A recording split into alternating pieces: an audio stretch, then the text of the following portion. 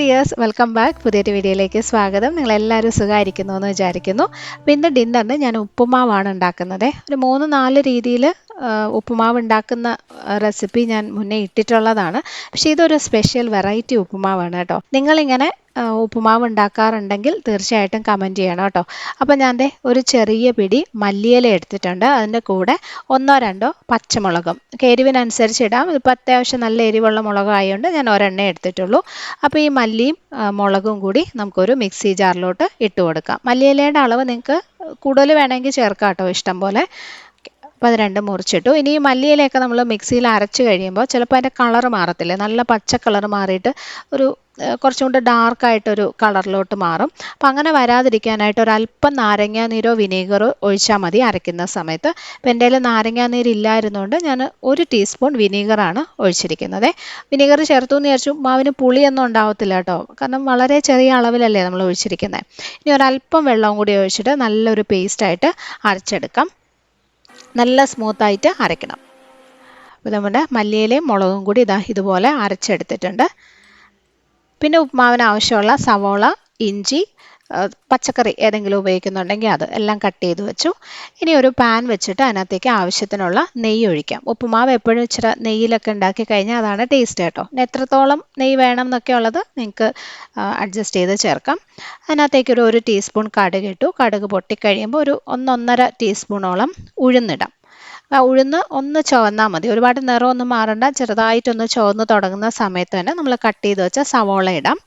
2 medium സൈസിലുള്ള സവോള ചെറുതായിട്ട് അരിഞ്ഞതും 1 ടീസ്പൂൺ ഇഞ്ചി ചെറുതായിട്ട് അരിഞ്ഞതുമാണ് കേട്ടോ.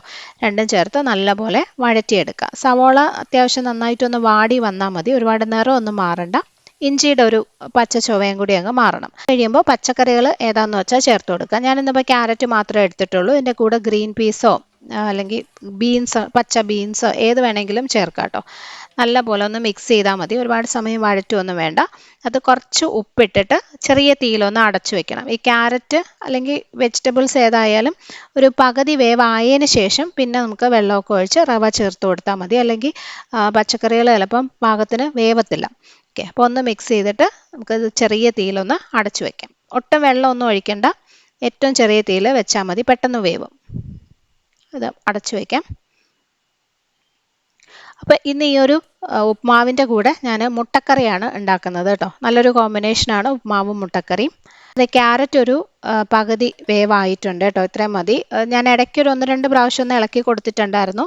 ഇനി ഇതിനകത്തേക്ക് നമുക്ക് മല്ലിയിലയും മുളകും കൂടി അരച്ച് വെച്ചത് ഒഴിച്ചു കൊടുക്കാം.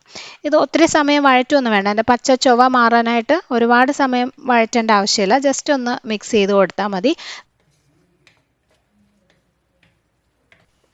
ഇനി ഇതിൽ ആവശ്യത്തിനുള്ള വെള്ളം ഒഴിച്ചു കൊടുക്കുക. 2 കപ്പ് റവയാണ് എടുത്തിരിക്കുന്നത് കേട്ടോ, അതിന് 3 കപ്പ് വെള്ളം.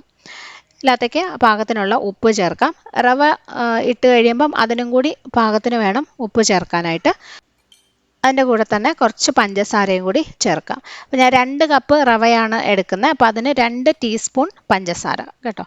എപ്പോഴും ഉപ്മാവ് ഉണ്ടാക്കുമ്പോൾ ഞാൻ ഇച്ചിരി പഞ്ചസാര ചേർക്കാറുണ്ട്. മധുരമൊന്നും ഉണ്ടാവത്തില്ല, പക്ഷെ നല്ലൊരു ടേസ്റ്റാണ്, കുറച്ചും കൂടി ഒരു പ്രത്യേക ടേസ്റ്റ് കിട്ടും. പിന്നെ നല്ലപോലെ ഒന്ന് മിക്സ് ചെയ്തിട്ട് ഈ വെള്ളം നന്നായിട്ട് തിളയ്ക്കണം. വെട്ടി തിളച്ച് വരുന്ന സമയത്താണ് റവ ഇട്ട് കൊടുക്കുന്നത്. അപ്പോൾ വെള്ളം തിളയ്ക്കുന്ന സമയത്ത് ഒരു 2 കപ്പ് റവ ഒരു പാത്രത്തിലോട്ട് എടുത്ത് വയ്ക്കാം. നമ്മൾ വെള്ളം അളന്നെടുത്ത അതേ കപ്പിൽ തന്നെ റവയും എടുക്കണം കേട്ടോ. ഇത് വറുത്ത റവയാണേ. അപ്പോൾ അതേ വെള്ളം നന്നായിട്ട് വെട്ടി തിളയ്ക്കുന്നുണ്ട്. അപ്പോൾ ആദ്യം നമുക്ക് ഇതിനകത്തേക്ക് കുറച്ച് തേങ്ങ ചേർക്കാം, ഒരു 1/2 കപ്പ്. തേങ്ങയുടെ അളവ് നിങ്ങൾക്ക് അഡ്ജസ്റ്റ് ചെയ്യാം കേട്ടോ, കൂടുതലോ കുറവോ ഒക്കെ ഇഷ്ടം പോലെ ചേർക്കാം.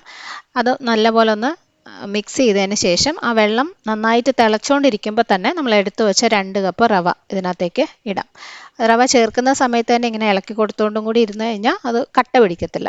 ഓക്കെ, എപ്പോഴും വറുത്ത റവ തന്നെ എടുക്കാനായിട്ട് ശ്രദ്ധിക്കണം, അല്ലെങ്കിൽ ഉപ്മാവ് കുഴഞ്ഞ് നമ്മൾ വിചാരിക്കുന്ന പോലെ സോഫ്റ്റായിട്ട് കിട്ടത്തില്ല.